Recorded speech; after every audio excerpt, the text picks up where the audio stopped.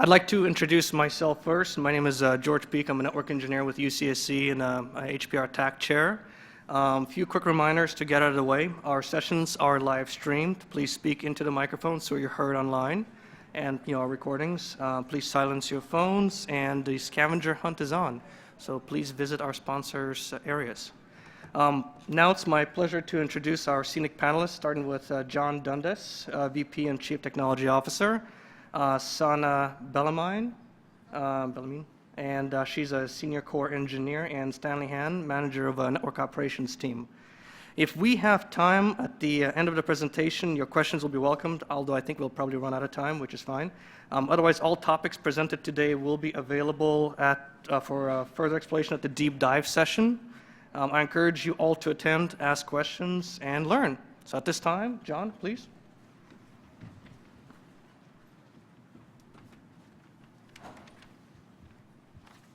Thanks, George. So George had this great idea that maybe not everyone was as familiar with the background of Scenic as some of us that have been there for quite some while, and that maybe it'd be worthwhile to go over that. So I see a lot of folks that have been through all this. They can correct me where I make some mistakes, but others who haven't seen some of the background that went into Scenic may find this instructive, and then we'll bring you up to the current date. So why was Scenic created? The good news is I got some real help this morning when they showed the video, which I hadn't seen yet, of some of the early days of Scenic. And all of that is really good stuff. It plays into what I'm going to talk about. I'll start a little bit before Stuart made his proposal, and that was, you may remember, in the mid-90s, NSFnet was decommissioned. The NSF was working to privatize the internet. They had a program out there called the VBNS, the Very High-Speed Backbone Network Service. That started in about '95, sponsored by NSF, primarily aimed at the supercomputing centers, but missed an awful lot of other researchers that could have used that kind of connectivity in a high-speed network. In the mid-90s, we had the Connections to the Internet program from the NSF and Next Generation Internet Initiative from the feds for other agencies. And so out of that connections program, the StarTAP in Chicago was created, and some other initiatives. Around this time, the research universities were getting the notion that, the connections that we have to the commodity internet are actually pretty expensive. We're not getting good performance. We need to recreate the ability that we had with the NSFnet. How are we going to go about that? And the NSF was paying attention to that too. As Stuart mentioned in the video, the UC as a system, the private universities and a few others got together and submitted this proposal for $3.85 million to start what became the CalREN 2 network. Now, why was it CalREN 2? So, turns out Pactel, whatever they were called, Pactel, I think they were called back then, had a research network of their own in California called CalREN, so we couldn't use that name. We had to use CalREN 2. So a little bit of trivia for you there. CalREN 2, as they mentioned in the video, was initially 2 OC48 rings, one in the Bay Area, one in the Southern California area, linked together. Part of the NSF, as Internet 2 was starting up, and as part of our commitment to that proposal to NSF, all the campuses were sort of required, in a sense, to make commitments to upgrade their own infrastructure as well. So there was a tremendous amount of investment going on at that time, both at the campus level and throughout the state, to try to build out this network. Another thing that that enabled was it was not just limited to PIs with meritorious applications. That was a key phrase in the VBNS days, that unless you had a certified or meritorious application, you had a difficult time connecting to that. So this network that we put in then gave the ability to connect other PIs that did not necessarily have one of these things that the NSF was pushing at that time. That original proposal was followed quickly by another proposal to bring in the Cal State University system. That was another $2.8 million with $5 million in matching funds to bring in the 23 CSU campuses, the 107 at that point community college campuses, integrating what had been the 4C net statewide network for the CSU and the CCCs. That integration, I guess, finished around 2004. Someone can correct me if I have that date wrong. All at the same time, Internet 2 was being formed. Again, this is an idea by initially by the research universities that we needed to respond in some way. And how are we going to have a national footprint?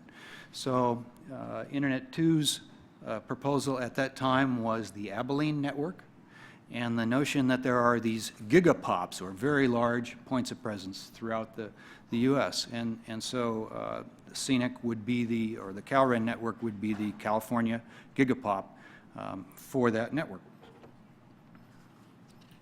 We had a couple of other projects that are important. After the Bellamine network started, after we got our OC 48s established, the economy started to take a different turn. You had the dot-com crash, you had a glut of fiber, you had a lot of opportunities that presented themselves at that point. And so we got the bright idea, well, maybe we should have owned infrastructure. Maybe we shouldn't lease these circuits. Maybe the ability is there to actually get the dark fiber itself and not have circuit services. And indeed, that's what we did. And that has led to the path that we are today. We have a tremendous fiber footprint. We have the least facilities that we manage the equipment throughout the state, and you'll see some of that later.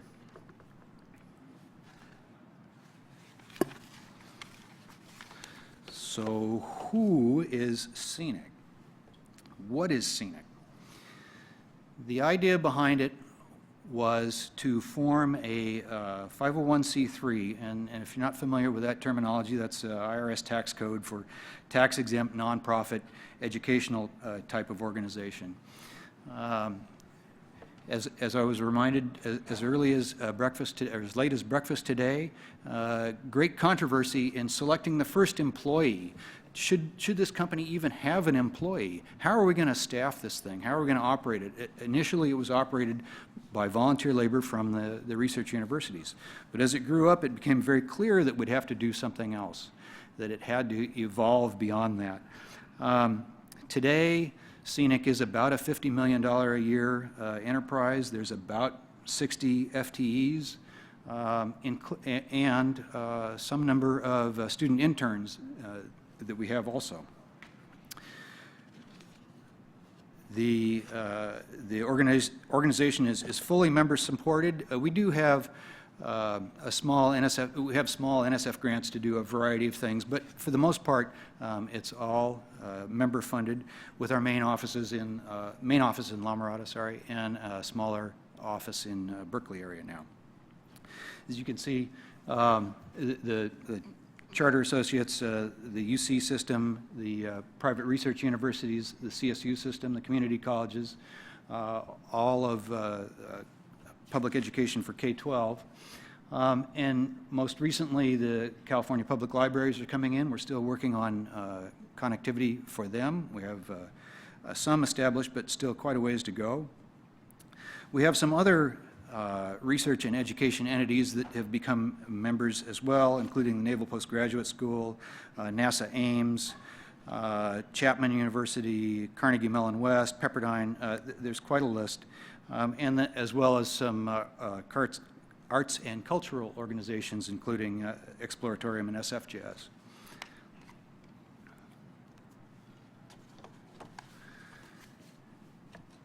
probably familiar with a lot of the things that we do. We have peers with, or connectivity with other large networks, commercial ISPs. We have both 100 and 10 gig links to commodity ISPs. We have content caches from various of the providers. We have private connections to major cloud and other service providers so that you can get to those. We have extensive international connectivity. One of the things that the board and our researchers have asked us to do is make sure that we have very rich connectivity to other research institutions and networks in the Pacific Rim. And in fact, that's what we spend a lot of time working on. We, in addition to the DC and HPR networks, we have specialty connections for members that need particular things, whether it's you know, something to Amazon or whether it's a point-to-point connection for some experiment, for disaster recovery, whatever it is. We provide conference support for supercomputing and other conferences on an annual basis. We have training sessions. Perhaps you've had the opportunity to take an IPv6 session that we've helped sponsor, or a PerfSonar training session, something like that. Those come up from time to time. And also, I have consulting down there. As you build out your own infrastructure and you decide, you know, I need additional connectivity, or I need resilient connectivity, there's something that we can help out with. We can work with the carriers, we can work with your campus to make sure that you're getting the kind of connectivity that you need.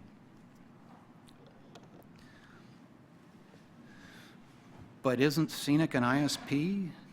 And you know, I say that, and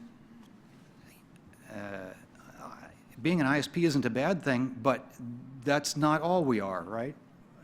Yes, we provide ISP connectivity, but we're not an ISP. We actually connect with the major carriers, Level 3, CenturyLink, and others, to get that commodity network connectivity for you, but there's an awful lot of other things that we do here as well. And I think this is really where the value comes in for you. You know, you have the conference that we're here today for. We have the TAC meetings, where you have the ability to have input into how Scenic is run, how it's designed. We have the board of directors, which is extraordinarily strong in setting the direction for where Scenic goes, what it does next. I can't emphasize enough how much the staff pays attention to what the board says, how they say it, how they want things executed. Really pay very close attention to that. In addition, this is how you get to some of Internet 2's services, whether it's the Net Plus services, AL2S, AL3S, things like that. The commodity service, we no longer meter that, so that's a good cost advantage. And I mentioned campus connectivity. So for those that need it, we can work on diverse connectivity to your campus.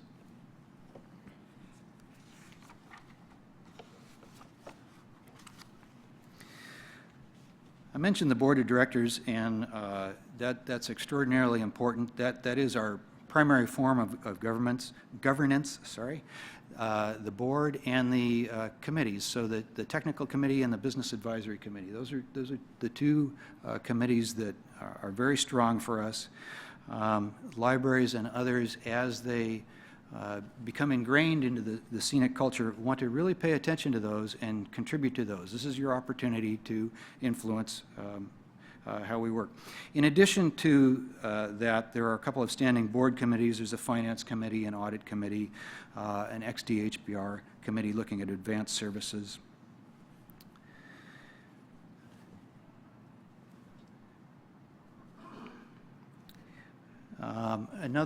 Let's see, Yeah, I want to talk about E-rate for a moment. E-rate is a federal program, and CTF is a California state program for discounting circuits for eligible entities. For the most part, that's going to be the K-12 public schools. The community colleges, I believe, are now eligible for that, and the libraries are eligible for that. One of the things that we can do there is provide a consortial application. Rather than having each individual entity submit their own application to each of these very arcane processes, Scenic is able to bring all of the entities together and submit a much smaller set of applications, and still obtain the discounts and rebates that those programs can offer, and really drive down the cost of the circuits. In some cases, the discount can amount to as much as 90%. So this is something that you really want to take advantage of. And lastly, I'll just show you a quick org chart.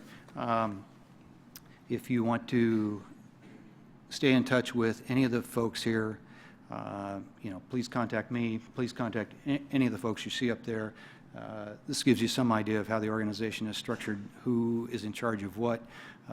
We're here to support you, so please enjoy.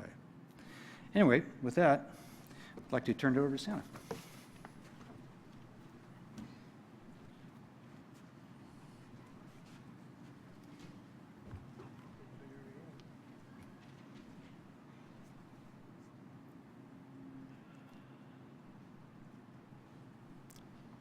All right.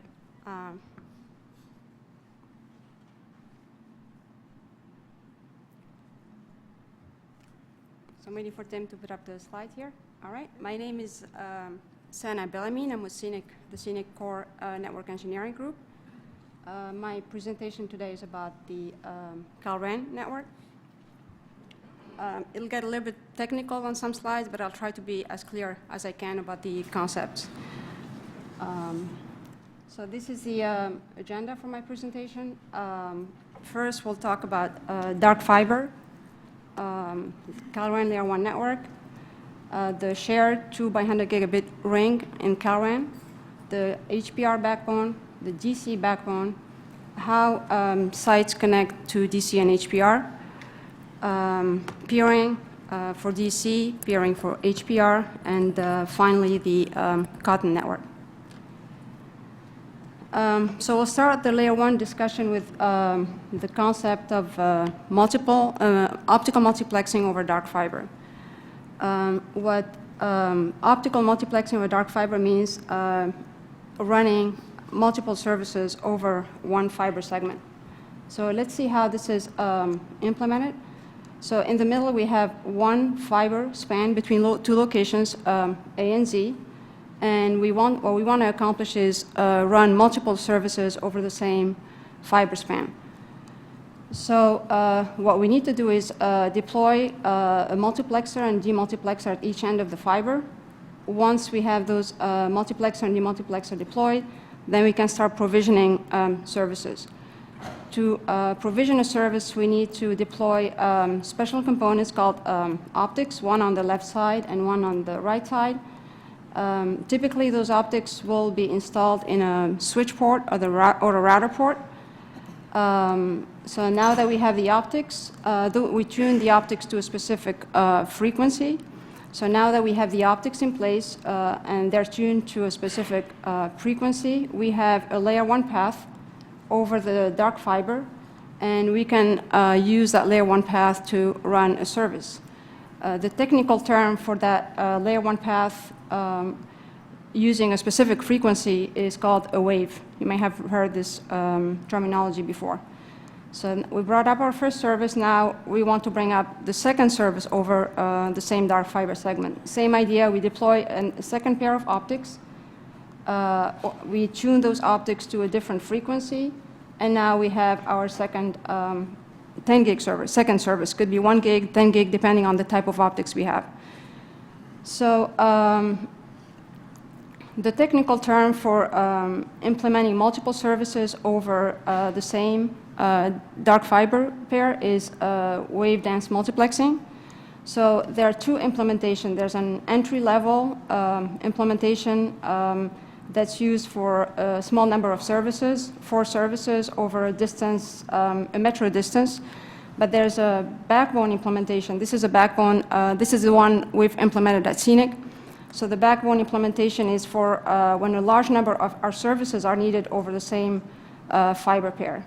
And backbone implementation can go to up to the 100-mile range for the dark fiber distance. I should also say that in a backbone implementation, in addition to these multiplexers and demultiplexers, we typically have amplifiers, like more active components. In this slide, we're comparing a lease service to a dark fiber implementation. So we're comparing a lease service to the implementation we were just looking at.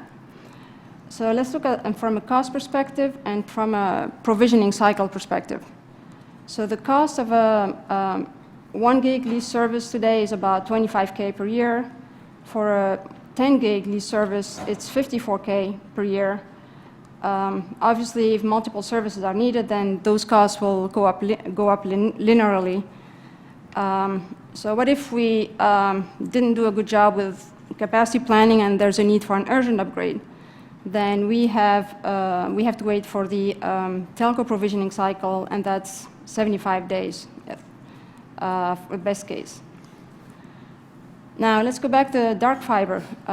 So in a dark fiber implementation, we have a one-time cost for the multiplexers, demultiplexers at each end of the fiber. That cost is in the 10K range list.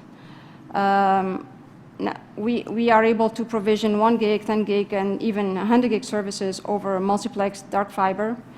For example, for a 10 gig service, the cost of the optics, which is the additional cost every time we need to bring up a new service, the cost of the optic is 40K list. And this is a list cost, and this is for the most expensive type of 10 gig optics one can purchase today. So provisioning cycle, to turn up a new service over dark fiber, once the multiplexers are in place, we're looking at a few days instead of weeks. Basically, it's the amount of time needed to install optics for the new service and terminate them to the MUX, DMUX.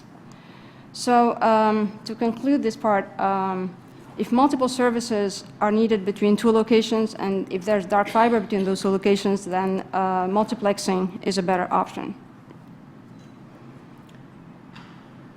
All right, this map is or this diagram is a map of the CalRAN Layer 1 backbone. It has the dark fiber segments that make up the CalRAN Layer 1 network. Each circle here is a location where we have optical equipment for terminating dark fiber, as we were describing in the previous slide. The CalRAN fiber is 2,250 route miles of fiber. It has been a key enabler to Scenic success for many reasons. Because we have dark fiber, we're able to augment backbone capacity very quickly. We're able to provision 1 gig, 10 gig, and even 100 gig services very quickly. 100 gig services typically require a little bit more evaluation.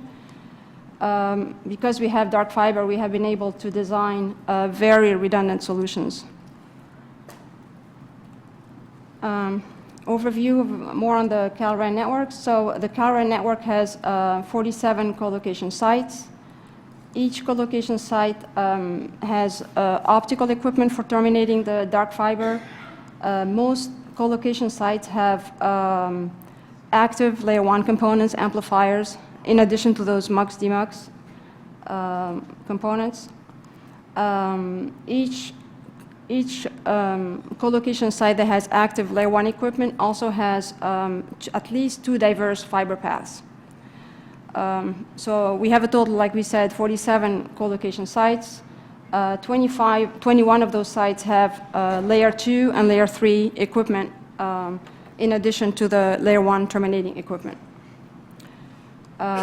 So this infrastructure, the layer one components and the co-location sites are the support infrastructure for two CalRAN backbones, the CalRAN DC backbone and the CalRAN HPR backbone. And later on, we'll see what each one is for. The CalRAN network has what we call a core ring. It's a ring of 2 by 100 gigabit per second. And the ring is made of 5 locations: Los Angeles, Sunnyvale, Emeryville, Sacramento, and Riverside. So this is the same map we were looking at earlier. The purple dots are the co-locations where we have layer 2 and layer 3 equipment in addition to the layer 1 equipment. This is the diagram of the CalRAN core ring. It's 200 gigabit per second, 2 by 100 gigabit per second, so a total of 200 between each pair of locations. To use the technical terminology, between each pair of locations there are 2 waves, and each wave is 100 gigabit per second. We refer to this ring as the shared ring. The reason why we refer to it as a shared ring is because it's shared by the DC network and the HPR network.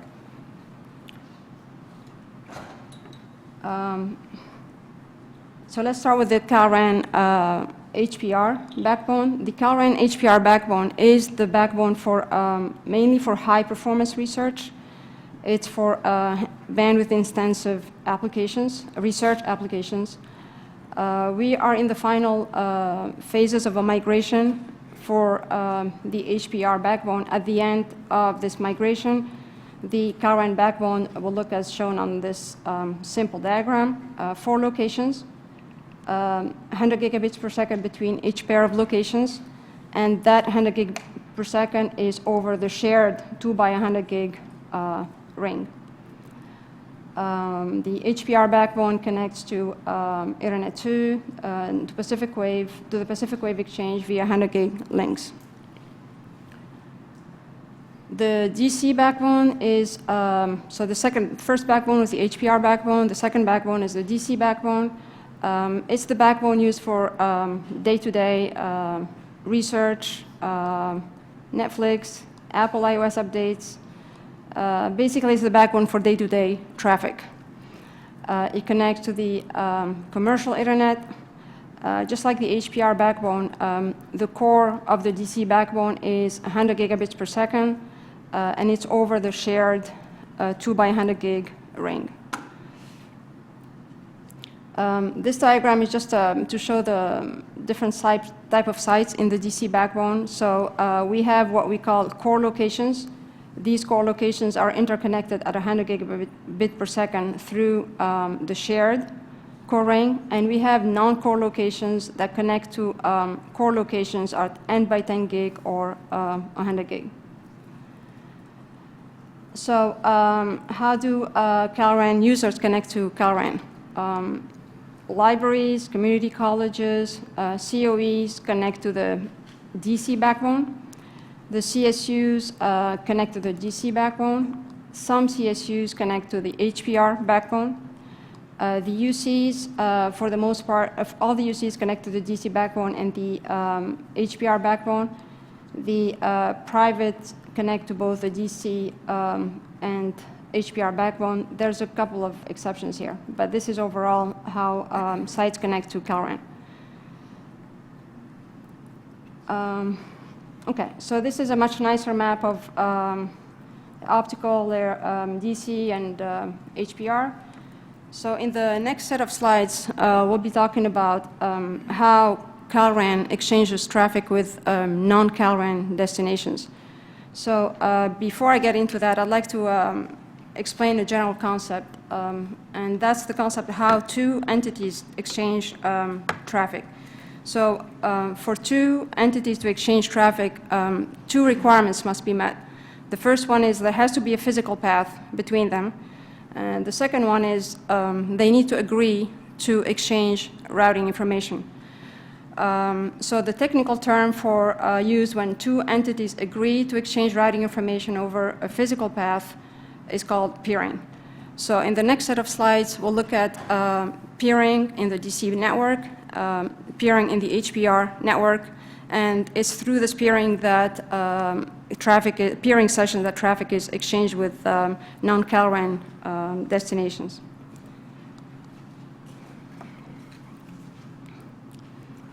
So the CalRAN DC network has ISP connections in Sunnyvale, Los Angeles. We have 2 ISP connections to level 3. They're 100 gigabits per second each, one in Los Angeles, one in Sunnyvale. We have 2 10 gigabit connections to CenturyLink, one in Sunnyvale and one in Los Angeles. There's another set of peering sessions that the CalRAN DC network has. So these are peering sessions through exchange points and peering sessions through private network interconnects. So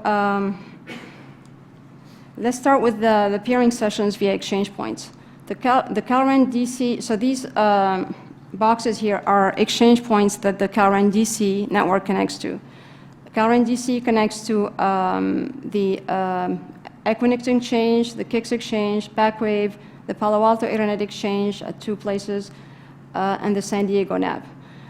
Because CalRAN DC network connects to these exchange points, then we have multiple peering sessions established with participants that also connect to these exchange points. The other set of peering sessions we have are through private network interconnects, PNIs. So CalRAN, there's few names listed here. We have peering with Apple, Google, Facebook. These are just a few names. The list is very long, and it's at multiple locations, as you can see here. There was interest in knowing a little bit more about caching in CalRAN DC, so we've included the location of the caches in the CalRAN DC backbone. We have Netflix caches and Akamai caches, Sacramento, San Diego, and Dustin.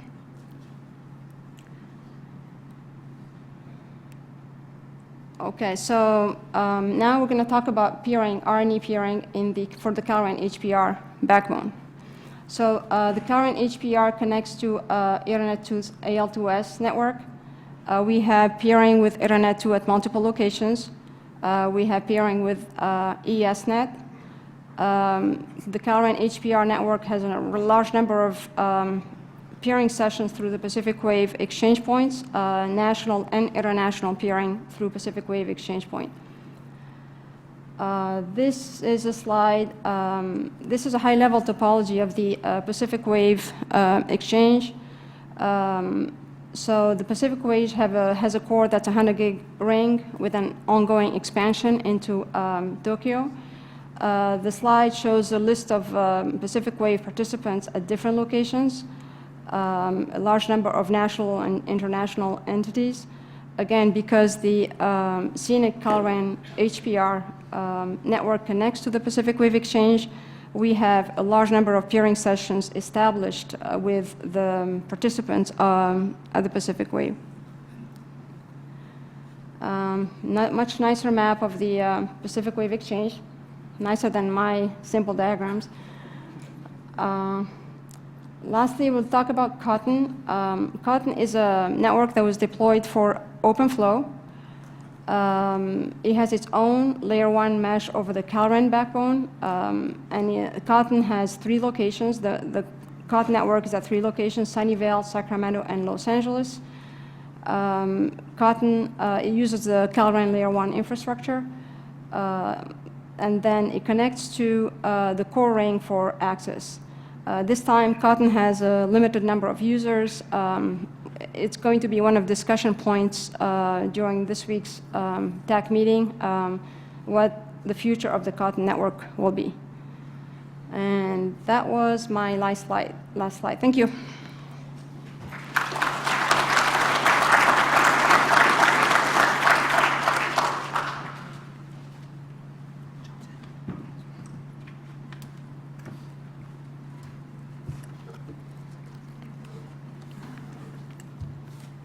Good morning, everyone. My name is Stanley. I am the manager of operations at Scenic, and I've been with the company for almost a decade, so I'm sure I've worked with some of you in some sort of capacity. For those that I met yesterday and this morning, I'm glad to finally meet you in person, and I hope to meet more of you in the following days to come. So today I will be giving a brief talk on the Scenic Network Operations Center. The primary function of the Scenic NOC is to maintain and operate the network. I like to view the Scenic NOC as the firefighters of the company. Any sort of fires that come up, we'll extinguish them. So for those of you that haven't been to our office, this is a picture of the NOC. Nothing fancy, no big monitors or anything, but we do just fine. So we are comprised of 19 engineers, 1 trainee, and 3 interns, as John mentioned earlier. All of our engineers do possess a vast skill set. We do things as simple as updating our technical contact database to troubleshooting simple circuit vendor bounces to things as complex as maintaining our layer 1 DWDM network that Santa mentioned, as well as troubleshooting complex routing issues with multiple different networks. So how do you reach these talented engineers? I know some of them are watching at home on the live stream, so I want to say hi to them. For urgent issues, I do encourage all our associates to give us a call. We are manned 24/7, 365 days a year, 366 this year since it was a leap year. We are manned 24/7, as I said, so if you give us a call on New Year's Eve at 3 a.m., you will speak to a live engineer. If there's any sort of issues that are not urgent, you can feel free to give us an email at knock@scenic.org. When you email in, it'll automatically create a ticket in our ticketing system, as well as send you an automated reply with that ticket number. It is my expectation that folks reply to our associates within an hour just to let them know, hey, we're looking at your issue, and you can call in at any time and reference that ticket number, and someone will be able to help you. At this time, I'd like to take the opportunity to go over some of our tools and resources. Most of our technical contacts here, I hope you're on these mailing lists. If not, I do encourage you to sign up. There's 2 of them. Ops Announce, what that does is it shoots emails for any sort of maintenance announcements that we have, as well as initial and resolve outage announcements. For those that want additional detail, you can subscribe to the Ops Problem Detail list, and that will send all the subsequent announces for any ongoing outages. This is a view of the Scenic maintenance calendar that's on the knock.scenic.org page. We're very transparent about what we do, so this is actually the view that we see as well. Any sort of maintenances are posted on the calendar with a brief description of what's being done. For our maintenances, we do require a 4 business day window for regular maintenances, but as you all know, there may be times when we need to schedule an emergency maintenance, and that will be usually sent out the day of, and those maintenances are performed from midnight to 6 a.m. This is a tool that most of our associates really appreciate. It's called Cricket, and everyone has access to it. And what this is a traffic utilization graph of all our devices on our network. You can sign up and look at your CPE, as well as look at any of the backbone devices on our network. And it's just a quick visual graph of the egress and ingress traffic on any ports that are active. There's also other counters such as CRC errors, drops, but most people usually just come straight to this page. You can check out what other associates are pushing and whatnot, so it's a really cool tool to have. You can sort by days, weeks, months, and years. This is a view of our Intermapper tool, and what Intermapper is a SNMP-based tool that we use to monitor the interfaces on all our networks, or all our devices on the network. Green is good, red is bad. So as you can see, everything's green on the page, which means everything's good. You can access this link on the knock.scenic.org webpage as well. Next is Rancid. The technical people really appreciate this tool. What it is a historical configuration tool. So any of our configuration changes on the network are backed up in this tool. You can log on and check out how we engineer our traffic, what the configurations on your CPE looks like, and whatnot. Escalation. But as I mentioned earlier, feel free to call the NOC if you have any issues or email. That's the level 1 point of escalation. My cell phone's on 24/7. My office number is now ported to my cell phone because I'm running around constantly. So feel free to call me at any time. If you call me at 3 a.m., I might be sleeping, but I'll call you back as soon as I get the voicemail. If you need to reach someone besides myself, you can feel free to call my director, Raul Rincon, who's standing in the back over there. You can wave. Or Sherilyn Evans, who's the senior VP and CEO of our company. You can call us for anything, not just escalation needs. If you worked with someone that you think did a really great job, I do appreciate when I get that feedback, and I'm always sure to let our staff know, so I really appreciate that. And that's it. For questions, we do have a deep dive session on Wednesday at 9 a.m., and feel free to come attend that. And there's a panel of engineers that will answer any questions that you have. Thank you.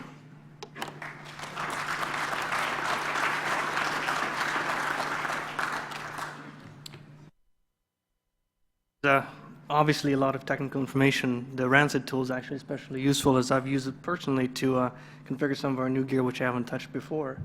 So again, thank you for our speakers. As mentioned, our speakers, as well as Brian Court, will be available at the 9 a.m. session. That's in Ballroom C. If you already have a topic in mind that you'd like to discuss, please email to scenic2016-info@scenic.org. That's scenic2016-info@scenic.org. Otherwise, please bring your questions, last minute or not. They're all welcome. So since we're holding you guys up for lunch, please enjoy your lunch. We'll resume a little after 1 p.m. here in Ballroom A and B. Thank you.